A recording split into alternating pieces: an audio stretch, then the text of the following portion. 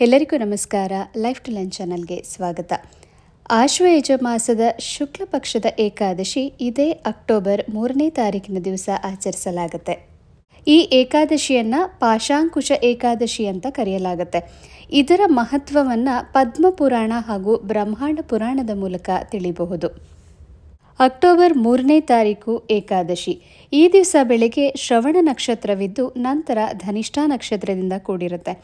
2ನೇ ತಾರೀಕು ಸಾಯಂಕಾಲ 7 ಗಂಟೆ 10 ನಿಮಿಷದಿಂದ 3ನೇ ತಾರೀಕು ಸಾಯಂಕಾಲ 6 ಗಂಟೆ 32 ನಿಮಿಷದವರೆಗೆ ಏಕಾದಶಿ ತಿಥಿ ಇರುತ್ತೆ.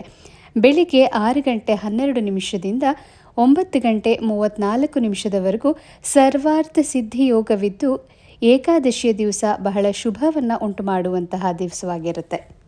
ಪದ್ಮಪುರಾಣದಲ್ಲಿ ತಿಳಿಸಿರೋ ಹಾಗೆ ಒಮ್ಮೆ ಯುಧಿಷ್ಠಿರ ಕೃಷ್ಣನನ್ನ ಕುರಿತು ಕೇಳ್ತಾನೆ, ಓ ಜಗತ್ಪ್ರಭು, ಆಶ್ವಯುಜ ಮಾಸದ ಶುಕ್ಲ ಪಕ್ಷದ ಸಮಯದಲ್ಲಿ ಬರುವಂತಹ ಏಕಾದಶಿಯ ಹೆಸರೇನು? ಈ ದಿವಸ ಉಪವಾಸವನ್ನು ಆಚರಿಸೋದ್ರಿಂದ ಮನುಷ್ಯರಿಗೆ ಆಗುವಂತಹ ಪ್ರಯೋಜನಗಳೇನು? ಇವೆಲ್ಲವನ್ನ ವಿವರವಾಗಿ ತಿಳಿಸಿಕೊಡುವಂಥ ಪ್ರಾರ್ಥನೆಯನ್ನು ಮಾಡ್ತಾನೆ. ಅದನ್ನು ಕೇಳಿದಂತಹ ಕೃಷ್ಣ ಯುಧಿಷ್ಠಿರನಿಗೆ ಉತ್ತರಿಸ್ತಾ ಹೋಗ್ತಾನೆ, ಕುಂತಿನಂದನ, ಈ ಆಶ್ವಯುಜ ಮಾಸದ ಶುಕ್ಲ ಪಕ್ಷದ ಸಮಯದಲ್ಲಿ ಬರುವಂತಹ ಏಕಾದಶಿಯನ್ನು ಪಾಶಾಂಕುಶ ಏಕಾದಶಿ ಅಂತ ಕರೀತಾರೆ. ಪಾಶ ಅಂದರೆ ಹಗ್ಗ, ಅಂಕುಶ ಅಂದರೆ ಆನೆಯಂತಹ ಪ್ರಾಣಿಗಳು ಮದವೇರಿದಾಗ ಅವುಗಳನ್ನು ಪಳಗಿಸೋದಕ್ಕೆ ಮಾವುತರು ಉಪಯೋಗಿಸುವಂತಹ ಅಸ್ತ್ರ ಅಥವಾ ಆಯುಧ. ಪಾಶಾಂಕುಶ ಅಂದರೆ ಪ್ರತಿಯೊಬ್ಬ ಮನುಷ್ಯನು ತಿಳಿದೋ ತಿಳಿದೇನೋ ಸಾಕಷ್ಟು ಪಾಪಕರ್ಮಗಳನ್ನ ಮಾಡ್ತಲೇ ಇರ್ತಾನೆ. ಅಂತಹ ವ್ಯಕ್ತಿಗಳ ಪಾಪವನ್ನು ಕಳೆದು ಆತನನ್ನು ಪುಣ್ಯ ಮಾರ್ಗದತ್ತ ಕೊಂಡೊಯ್ಯುವುದೇ ಈ ಪಾಪಾಂಕುಶ ಏಕಾದಶಿ. ಈ ಏಕಾದಶಿಯ ಮಹತ್ವವನ್ನು ಪದ್ಮಪುರಾಣ ಹಾಗೂ ಬ್ರಹ್ಮಾಂಡ ಪುರಾಣಗಳು ವಿವಿಧ ರೀತಿಯಾಗಿ ತಿಳಿಸ್ತಾ ಹೋಗುತ್ತೆ. ಮನುಷ್ಯನನ್ನು ಪಾಪದಿಂದ ಮುಕ್ತಗೊಳಿಸಿ ಮತ್ತೆ ಆತ ಅಂತಹ ತಪ್ಪನ್ನು ಮಾಡದಂತೆ ತಡೆಯೋದು, ಇವೆಲ್ಲವನ್ನ ಈ ಏಕಾದಶಿಯ ಮಹತ್ವದಿಂದ ತಿಳಿಯಬಹುದು. ಈ ದಿವಸ ಪದ್ಮನಾಭರೂಪಿ ಭಗವಂತನನ್ನು ಆರಾಧಿಸಬೇಕು. ಬೇರೆ ಯುಗಗಳಲ್ಲಿ ವ್ಯಕ್ತಿ ತನ್ನ ಇಂದ್ರಿಯ ನಿಗ್ರಹವನ್ನು ಮಾಡಿಕೊಂಡು ಅತ್ಯಂತ ಕಠಿಣ ತಪಸ್ಸನ್ನು ಸಾಕಷ್ಟು ವರ್ಷಗಳವರೆಗೆ ಮಾಡಿ ಭಗವಂತನ ಕೃಪೆಗೆ ಪಾತ್ರನಾಗ್ತಾ ಇದ್ದ. ಆದರೆ ಈ ಕಲಿಯುಗದಲ್ಲಿ ಅಷ್ಟು ನಿಷ್ಠೆಯನ್ನು ಹೊಂದಿರೋರು ಕೇವಲ ಬೆರಳೆಣಿಕೆಯಷ್ಟು. ಆದ್ದರಿಂದ ಈ ಕಲಿಯುಗದಲ್ಲಿ ಭಕ್ತಿಯಿಂದ ಭಗವಂತನಿಗೆ, ಅದರಲ್ಲೂ ಈ ಏಕಾದಶಿಯ ದಿವಸದಂದು ಕ್ಷೀರಸಾಗರದಲ್ಲಿ ಶೇಷನಾಗದ ಮೇಲೆ ಮಲಗಿರುವಂತಹ ವಿಷ್ಣುವಿಗೆ ನಮಸ್ಕರಿಸುವುದರಿಂದಲೇ ಎಲ್ಲ ಪ್ರಯೋಜನಗಳನ್ನು ಪಡೀತಾರೆ. ಹೀಗೆ ಈ ಕಲಿಯುಗದಲ್ಲಿ ಯಾರೆಲ್ಲ ಭಗವಂತನನ್ನು ಭಕ್ತಿಯಿಂದ ನಮಸ್ಕರಿಸಿ ಆರಾಧಿಸುತ್ತಾರೋ ಅಂತಹವರಿಗೆ ನರಕ ಪ್ರಾಪ್ತಿಯಾಗುವುದಿಲ್ಲ ಅಂತ ಶಾಸ್ತ್ರಗಳಲ್ಲಿ ತಿಳಿಸಲಾಗಿದೆ. ಹೀಗೆ ನಮಸ್ಕಾರದ ಬಗ್ಗೆ ತಿಳಿಸಿದರೆ ಮುಂದೆ ಭಗವಂತನ ನಾಮಾವಳಿಗಳನ್ನು, ಕೀರ್ತನೆಗಳನ್ನು ಹಾಡೋದ್ರಿಂದ ಭೂಮಿಯಲ್ಲಿರುವಂತಹ ಎಷ್ಟು ತೀರ್ಥಕ್ಷೇತ್ರಗಳಿದೆಯೋ ಆ ತೀರ್ಥಕ್ಷೇತ್ರಗಳೆಲ್ಲದರಲ್ಲೂ ಮಿಂದಷ್ಟೇ ಪುಣ್ಯ ಪ್ರಾಪ್ತಿಯಾಗುತ್ತೆ. ಇನ್ನು ಈ ಏಕಾದಶಿಯ ದಿವಸ ಆಕಸ್ಮಿಕವಾಗಿ ಅಂದರೆ ತಿಳಿಯದೆಯೇ ಉಪವಾಸವನ್ನು ಮಾಡಿ ಭಗವಂತನನ್ನು ಆರಾಧಿಸಿದರೂ ಕೂಡ ಕೇವಲ ಈ ಒಂದು ಏಕಾದಶಿಯಿಂದಲೇ ಪೂರ್ಣ ಫಲ ಪ್ರಾಪ್ತಿಯಾಗತ್ತೆ. ಅಷ್ಟು ಮಹತ್ವವಾದದ್ದು ಈ ಪಾಶಾಂಕುಶ ಏಕಾದಶಿ. ಇನ್ನು ಏಕಾದಶಿಯ ವ್ರತಾಚರಣೆಯಲ್ಲಿ ವೈಷ್ಣವ ಆರಾಧಕರು ಶಿವನ ಆರಾಧಕರನ್ನು ನಿಂದಿಸೋದಾಗಲಿ ಅಥವಾ ಶಿವನ ಆರಾಧಕರು ವಿಷ್ಣುವಿನ ಆರಾಧಕರನ್ನು ನಿಂದಿಸೋದಾಗಲಿ ಮಾಡಬಾರ್ದು. ಶಿವನನ್ನು ಟೀಕಿಸುವಂತಹ ವಿಷ್ಣು ಭಕ್ತರು ಅಥವಾ ವಿಷ್ಣುವನ್ನು ಟೀಕಿಸುವಂತಹ ಶಿವಭಕ್ತರು ಇವರಲ್ಲಿ ಪರಸ್ಪರ ಯಾರು ದೂಷಿಸಿದರೂ ಸಹ ಅಂತಿಮವಾಗಿ ನರಕ ಪ್ರಾಪ್ತಿಯಾಗತ್ತೆ ಅಂತ ಪುರಾಣಗಳಲ್ಲಿ ತಿಳಿಸಲಾಗಿದೆ. ಕಾರಣ ಶಿವ ವಿಷ್ಣುವಿನ ಪರಮ ಭಕ್ತ. ಹಾಗಾಗಿ ಅಂತಹ ಒಬ್ಬ ಪರಮ ಭಕ್ತನನ್ನು ನಿಂದಿಸಿದರೆ ಅಂತಹವರಿಗೆ ನರಕ ಪ್ರಾಪ್ತಿಯಾಗತ್ತೆ. ಶಿವಭಕ್ತ ವಿಷ್ಣು ಭಕ್ತ ಇಬ್ಬರೂ ಸಹ ಭಗವಂತನ ಭಕ್ತರೇ, ಇಬ್ಬರು ಒಂದೇ ಕುಟುಂಬಕ್ಕೆ ಸೇರಿದವರಾಗಿರೋದು. ಇನ್ನು ಪಾಶಾಂಕುಶ ಏಕಾದಶಿ ವ್ರತವನ್ನು ಆಚರಿಸೋದ್ರಿಂದ ಆಗುವಂತಹ ಪ್ರಯೋಜನಗಳು: 1000 ಅಶ್ವಮೇಧ ಯಜ್ಞಗಳು ಮತ್ತು 100 ರಾಜಸೂಯ ಯಜ್ಞಗಳನ್ನು ಒಟ್ಟಾರೆಯಾಗಿ ಮಾಡುವುದರಿಂದ ಆಗುವಂತಹ ಫಲ ಈ ಒಂದು ಏಕಾದಶಿಯ ಆಚರಣೆಯಿಂದ ಸಿಗುತ್ತೆ. ಈ ವ್ರತದಿಂದ ಸಿಗುವಂತಹ ಪುಣ್ಯ ಅವುಗಳ ಒಟ್ಟು ಫಲದ 16ನೇ ಒಂದು ಭಾಗಕ್ಕಿಂತಲೂ ಅತ್ಯಂತ ಹೆಚ್ಚಾಗಿರುತ್ತೆ ಅಂತ ಪುರಾಣಗಳಲ್ಲಿ ತಿಳಿಸಲಾಗಿದೆ. ಆದ್ದರಿಂದ ಪಾಶಾಂಕುಶ ಏಕಾದಶಿ ಉಪವಾಸಕ್ಕೆ ಹೋಲಿಸಬಹುದಾದಂತಹ ಬೇರೆ ಯಾವುದೇ ಉಪವಾಸವೂ ಸಹ ಈ ಜಗತ್ತಿನಲ್ಲಿ ಇಲ್ಲ. ಹಾಗೆ ಈ ಏಕಾದಶಿಯಂತಹ ಪವಿತ್ರವಾದಂತಹ ದಿವಸ ಬೇರೊಂದಿಲ್ಲ. ಪುರಾಣಗಳಲ್ಲಿ ತಿಳಿಸಿರೋ ಹಾಗೆ ಯಾರೆಲ್ಲ ಏಕಾದಶಿ ಉಪವಾಸವನ್ನು ಆಚರಿಸುತ್ತಾರೋ ಅಂತಹವರು ಪಾಪಗಳಿಂದ ಮುಕ್ತರಾಗ್ತಾರೆ. ಏಕಾದಶಿ ಉಪವಾಸವನ್ನು ಆಚರಿಸೋದ್ರಿಂದ ಆರೋಗ್ಯಕರವಾದಂತಹ ಜೀವನ, ಅನ್ಯೋನ್ಯದಿಂದ ಬಾಳ್ವೆ ನಡೆಸುವಂತಹ ಸಂಗಾತಿ, ಸಂಪತ್ತು ಹಾಗೂ ಸಮೃದ್ಧಿಯಾದಂತಹ ಜೀವನ ಪ್ರಾಪ್ತಿಯಾಗತ್ತೆ. ಅಂತಿಮವಾಗಿ ಉತ್ತಮವಾದ ಮಾರ್ಗವನ್ನು ತಲುಪಲು ಅನುವು ಮಾಡಿಕೊಡುತ್ತೆ. ಈ ಏಕಾದಶಿ ಉಪವಾಸದ ದಿವಸ ರಾತ್ರಿಯೆಲ್ಲ ಎಚ್ಚರವಾಗಿದ್ದು ಯಾರೆಲ್ಲ ಭಗವಂತನ ನಾಮಾವಳಿಗಳನ್ನು ಹೇಳಿ, ಕೀರ್ತನೆಯನ್ನು ಹೇಳಿ ಭಗವಂತನನ್ನು ಆರಾಧಿಸುತ್ತಾರೋ ಅಂತಹವರು ಸ್ವರ್ಗವನ್ನು ಪಡೆಯಬಹುದು.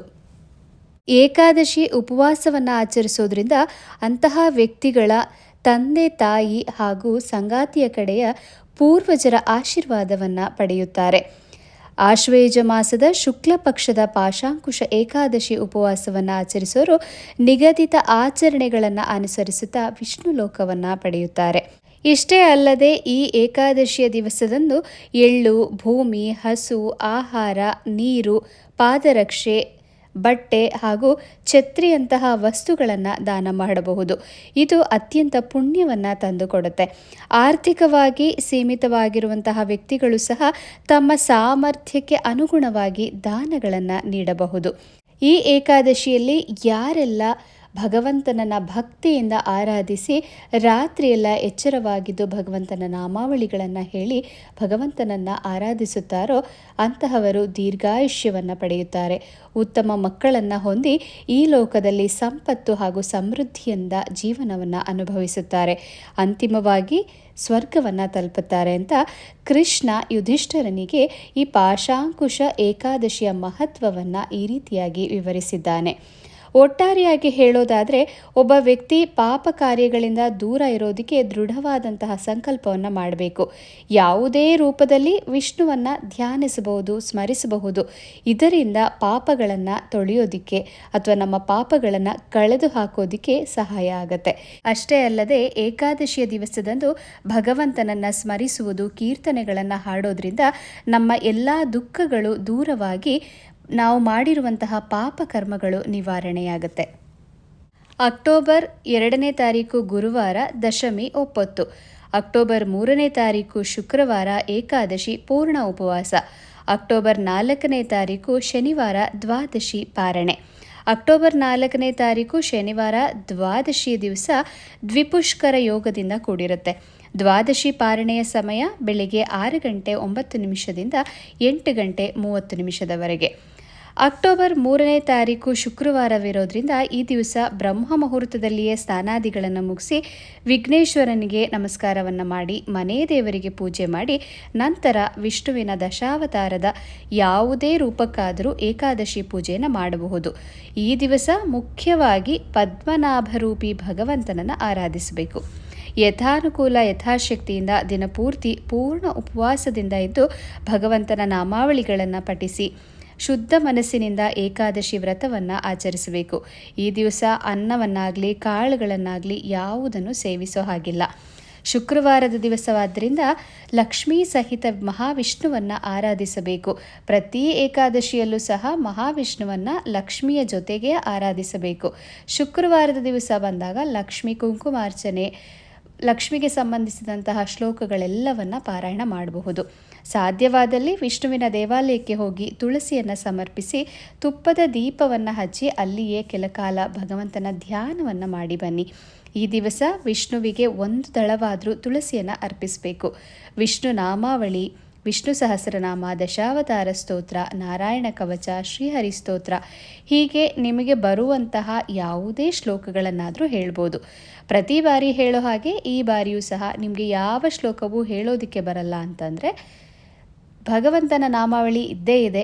ಓಂ ನಮೋ ಭಗವತೆ ವಾಸುದೇವಾಯ ಇದನ್ನು ದಿನಪೂರ್ತಿಯಾಗಿ ನೀವು ಎಷ್ಟು ಬಾರಿ ಬೇಕಾದರೂ ಹೇಳ್ಬೋದು. ಇಲ್ಲ ಅಂದರೆ ಓಂ ನಮೋ ನಾರಾಯಣಾಯ ಈ 2 ನಾಮಾವಳಿಗಳನ್ನು ನೀವು ದಿನಪೂರ್ತಿಯಾಗಿ ಎಷ್ಟು ಬಾರಿ ಬೇಕಾದರೂ ನೀವು ಪಠಿಸಬಹುದು. ಇವತ್ತಿನ ಪಾಶಾಂಕುಶ ಏಕಾದಶಿ, ಈ ಒಂದು ಏಕಾದಶಿಗೆ ಸಂಬಂಧಿಸಿದಂತಹ ವಿಷಯ ನಿಮ್ಮೆಲ್ಲರಿಗೂ ಇಷ್ಟವಾಗಿದೆ ಅಂತ ಭಾವಿಸ್ತೀನಿ.